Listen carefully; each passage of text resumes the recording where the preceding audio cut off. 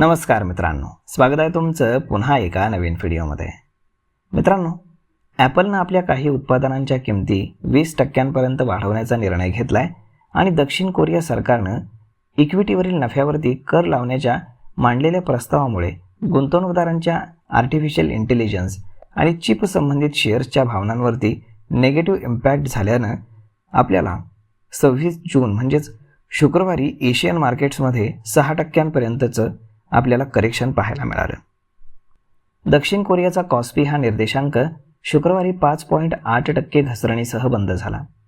सत्राच्या मध्यवर्ती हा निर्देशांक क्षणभरासाठी 8% लोअर सर्किटवर गेला होता, ज्यामुळे मंगळवारी 10% घसरण झाल्यानंतर याच आठवड्यामध्ये दुसऱ्यांदा ट्रेडिंग पुन्हा एकदा थांबवण्यात आलं. आठवडाभरामध्ये हा निर्देशांक सुमारे 7% घसरणीसह बंद झाला. तर जपानचा नेक्के हा 225 निर्देशांक 4.2% घसरला, ज्यामध्ये प्रमुख घटक असलेल्या सॉफ्ट बँकच्या शेअरमध्ये 12.5% मोठी घसरण पाहायला मिळाली. दरम्यान तैवानचा निर्देशांक जो आहे तर तो शुक्रवारी 3.6% घसरला. जपान आणि तैवान या दोन्ही देशांच्या शेअर बाजारावरती चिप बनवणाऱ्या कंपन्यांचं मोठं वर्चस्व आहे. कॉस्पीवरती सॅमसंग आणि सेमीकंडक्टर कंपनी SK हायनिक्स यांचा वाटा 50%पेक्षा जास्त आहे. तर चिप बनवणारी दिग्गज कंपनी TSMCचा तैवानवरती सुमारे 40% वाटा आहे. अमेरिकन तंत्रज्ञान क्षेत्रातील दिग्गज कंपनी ॲपलनं नुकतेच आपल्या उत्पादनांच्या किमती वाढवण्याच्या केलेल्या घोषणेमुळे बाजारामध्ये विशेषतः भीती पसरली आहे आणि गुंतवणूकदारांनी AI आणि टेक शेअर्समधील आपली गुंतवणूक कमी करण्यास पसंती दिली. या घोषणेनंतर अमेरिकेतील नॅसडॅक कंपोजिट हा निर्देशांक रातोरात 0.5% घसरला. ॲपलच्या शेअरमध्ये 6%पेक्षा जास्तची घसरण पाहायला मिळाली. प्रतिस्पर्धी डेलच्या शेअरमध्ये देखील 5.5% घसरण झाली.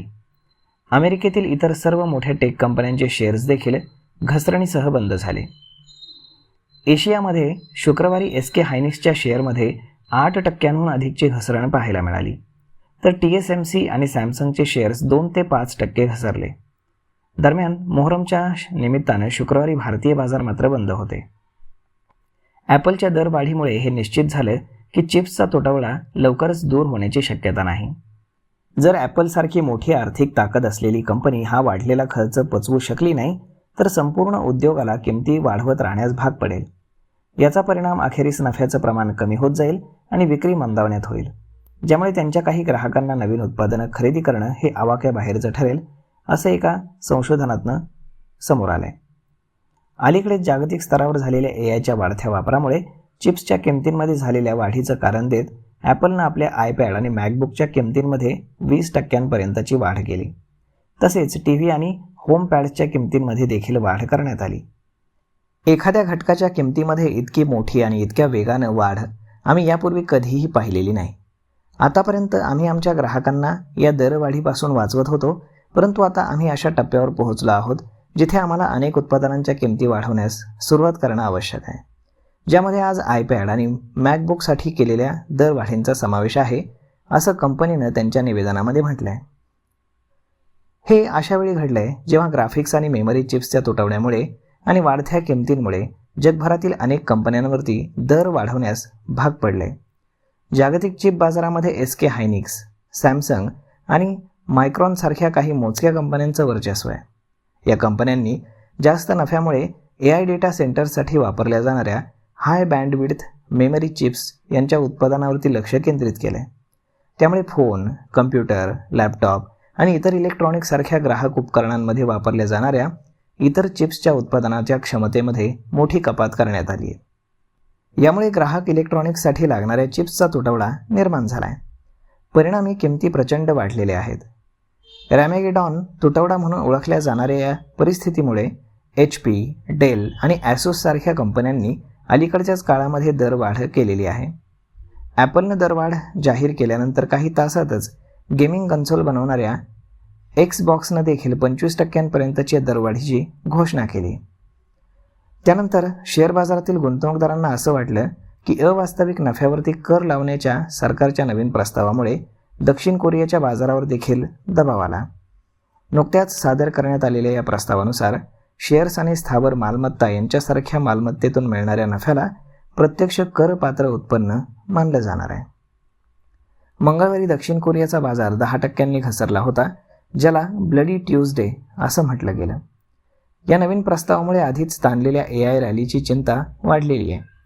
सरकारच्या प्रस्तावांमुळे गुंतवणूकदारांसाठी, विशेषतः दक्षिण कोरियाच्या बाजारामध्ये मोठ्या प्रमाणामध्ये गुंतवणूक करणाऱ्या विदेशी गुंतवणूकदारांसाठी खर्च हा लक्षणीयरित्या वाढेल. मंगळवारच्या तीव्र विक्रीमुळे विदेशी संस्थात्मक गुंतवणूकदारांनी दक्षिण कोरियाच्या इक्विटी बाजारातून 4 ते 6 अब्ज डॉलर्स काढून घेतले होते. जेव्हा लोकांना हे लक्षात येईल की त्यांना अवास्तविक नफ्यावरती कर भरावा लागेल, तेव्हा ते दक्षिण कोरियन इक्विटी विकायला सुरुवात करतील. हे व्यावहारिकदृष्ट्या शक्य नाही असं काही तज्ज्ञांचं मत आहे. ज्या गुंतवणूकदारांनी परतावा वाढवण्यासाठी आधीच मोठ्या प्रमाणात कर्ज घेतलं आहे, त्यांना हा कर भरण्यासाठी काही शेअर्स विकावे लागतील, ज्यामुळे विक्रीची लाट येईल असंही तज्ज्ञांचं मत आहे.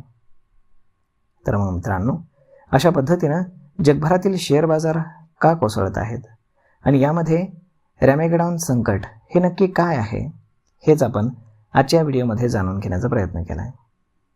तर मग मित्रांनो, हा व्हिडिओ, ही माहिती तुम्हाला कशी वाटली हे तुम्ही आम्हाला कमेंट करून नक्कीच सांगा.